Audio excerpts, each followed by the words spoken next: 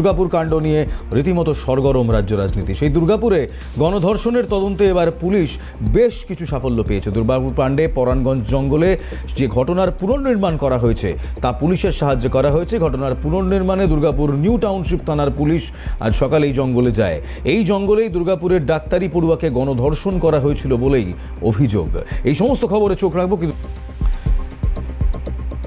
পরাণগঞ্জের এই জঙ্গলেই দুর্গাপুরের ডাক্তারি পড়ুয়াকে গণধর্ষণ করা হয়েছিল এমনটাই পুলিশ সূত্র জানা যাচ্ছে। জঙ্গলে ডিসি ইস্ট অভিষেক গুপ্তার নেতৃত্বে এক বিশাল পুলিশ বাহিনী ঘটনাস্থলে আজকে উপস্থিত হয়।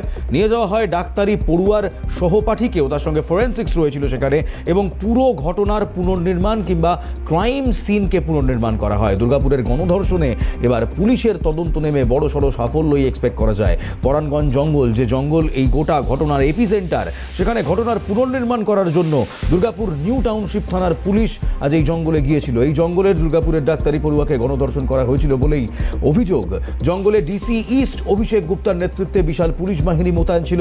ঘটনাস্থলে নিয়ে যাওয়া হয় ডাক্তারি পড়ুয়ার সহপাঠীকেও, এবং তারা এই পুরো ঘটনার পুনর্নির্মাণ করে। রাজেশ সেনগুপ্ত আমার সহকর্মী এই মুহূর্তে আমার সঙ্গে রয়েছে। রাজেশ, কি জানতে পারছো? দেখো, আজকে একটু 15-12টার নাগাদ আইসিসিটি যে সাউথ গেট আছে, সেই সাউথ গেট থেকে আসানসোল দুর্গাপুর পুলিশের ডিসি ইস্ট অভিষেক গুপ্তার নেতৃত্বে পুলিশের সদস্য আধিকারিকরা ওই পরাণগঞ্জ যে জঙ্গল, সেই জঙ্গলে আসেন, যেটা ওই সাউথ গেট থেকে প্রায় 1.5 থেকে 2 কিলোমিটার দূরে।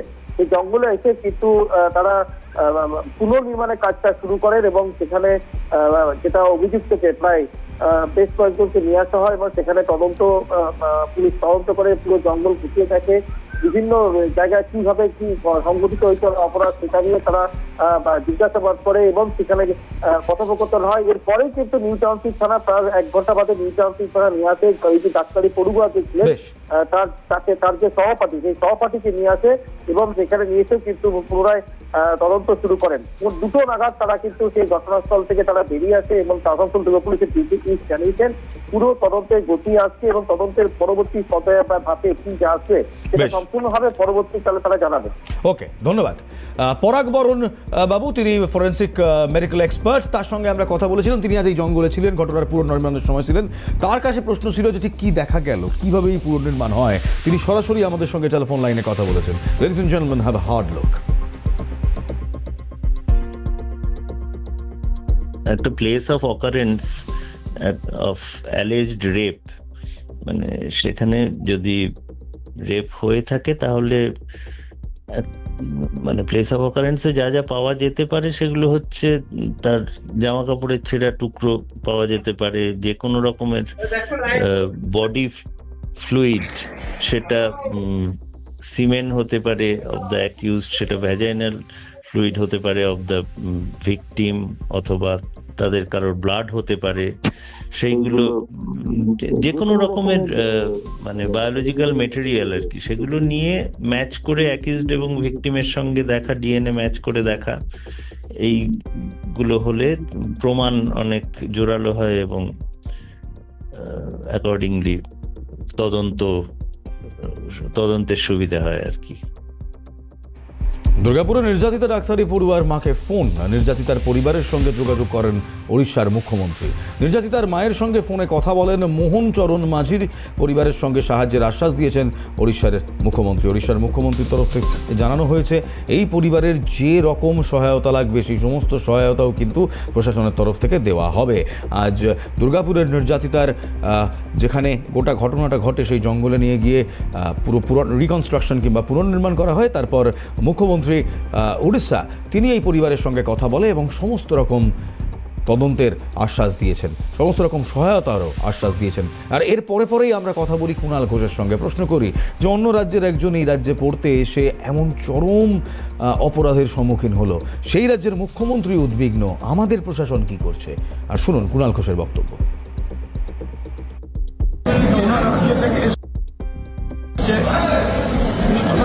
ঘটনা তো খুব খারাপ, আমার বলছিল খারাপ ঘটনা, এবং পুলিশ এখানে করছে। আমার শুধু জানার ইচ্ছা যে উড়িষ্যার মুখ্যমন্ত্রী পুরীর সমুদ্র সৈকত পর্যটকদের উপর যে ধর্ষণ হয়েছে তাদের বাড়ির লোকের সঙ্গে কথা বলেছে। ওনার রাজ্যে যেগুলো হচ্ছে পরপর, উড়িষ্যা এমন একটা রাজ্য গত 6 মাসে কতগুলি ধর্ষণের ঘটনা ঘটেছে, ভাবলে লজ্জা হয়। তো সেইগুলো তাদের বাড়ির লোকের সঙ্গে কথা বলছেন তো, নাকি অন্য রাজ্যে কেউ গেলে শুধু সেখানে কথা বলছেন? আমাদের এখানে পুলিশ আছে, অ্যারেস্ট হচ্ছে, অ্যাডমিনিস্ট্রেশন যা যা করার সব ব্যবস্থা করছে। আমরা এরপর এক এক করে রাজ্যের মন্ত্রী থেকে শুরু করে রাজ্যের বিধায়কদের সঙ্গে কথা বলি। শশী পাঁজা কি বলছেন শোনাবো জয়প্রকাশ মজুমদার কি বলছেন, এবং শেষমেশ শোনাবো চিরঞ্জিত চক্রবর্তী, অভিনেতা বিধায়ক চিরঞ্জিত চক্রবর্তী, তার বক্তব্য এই গোটা কাণ্ড নিয়ে। শুনুন। ধর্ষণের আবার ধর্ম আবার জাতি হয়, সেটা একটা অসামাজিক কাজ, সেটাকে নিন্দা জানাতে হয়। কিন্তু বিজেপির কি দেউলিয়া যে তারা যারা করেছেন হেনস্থা কিংবা ধর্ষণ তার ধর্ম দেখে তারপরে দিল রাজনৈতিক মোড়, বললো এরা তৃণমূল কংগ্রেসের কাছে। তাহলে আজকে যে অনুপ বাউরি বেরোলো না, সে বিজেপির কর্মকর্তা, তাহলে এবার বিজেপি কি করবে? একটা ধর্ষণ নিয়ে রাজনীতি করাটা অত্যন্ত অন্যায়। তাহলে তো আমরা বলবো এবার উড়িষ্যাতে কি হচ্ছে, ত্রিপুরাতে কি হলো, জয়পুরে কি হলো, লখনৌতে হলো, বিজেপির রাজনীতিকরণ করছে, সেটা আরো নিন্দাজনক। উড়িষ্যার মুখ্যমন্ত্রী ফোন করতেই পারেন, এখানে তো কোনো বাধা নেই। কিন্তু প্রশ্ন হচ্ছে, ওনার রাজ্যে যারা নির্যাতিত হচ্ছেন, ওনার রাজ্যে সিভিকের ওপর ধর্ষণ হচ্ছে, রাস্তার উপরে ধর্ষণ করা হচ্ছে, মহিলারা সুরক্ষিত নয়, সেখানে সকলকে গিয়ে বলেছেন যে আমার দায়িত্ব, সকলের দায়িত্ব নেব আমি? নাকি এখানে পশ্চিমবঙ্গের এই ঘটনাটাতেই শুধু এই এত কিছু দেখাচ্ছেন? তাহলে সেটা রাজনীতি হবে। আর যদি দেখা যায় সকলের ক্ষেত্রে একই কথা বলছেন, যারা যারা উড়িষ্যায় নির্যাতিত হচ্ছেন, যারা যারা ধর্ষিত হচ্ছেন, সকলের ক্ষেত্রেই তিনি ওই ব্যবস্থা নিচ্ছেন, তাহলে বোঝা যাবে তিনি রাজধর্ম পালন করছেন। রাজধর্ম আর রাজনীতির মধ্যে এটাই তফাৎ। এরা সময় বুঝে, সুযোগ বুঝে, উড়িষ্যার মুখ্যমন্ত্রী তারা শুধু বিজেপির কথা বলে এই পশ্চিমবঙ্গকে ছোট করার জন্য যেভাবে শুভেন্দু অধিকারীরা করছে, তার সঙ্গে মিলে যাচ্ছেন।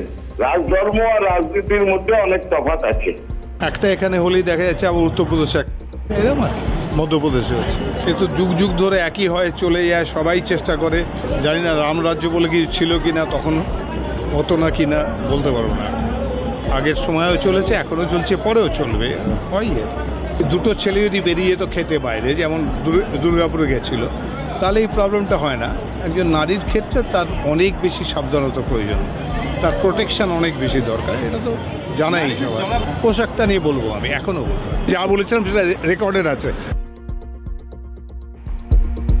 আর কংগ্রেসের পক্ষ থেকে শুভঙ্কর বাবু কি বলছেন শোনাবো। আরজি করের ঘটনায় যদি দৃষ্টান্তমূলক শাস্তি হতো, রাজ্য police, Kolkata police, ED, CBI, তারা মানুষকে একথা বোঝাতে পারলেন না। তারপরে south Calcutta law college, Durgapur college, আমার বাড়ির মেয়ে রাতের বেলা বেরোবে, তাহলে দেশে আইন কোথায়? এটা কি তালিবানের জায়গা নাকি?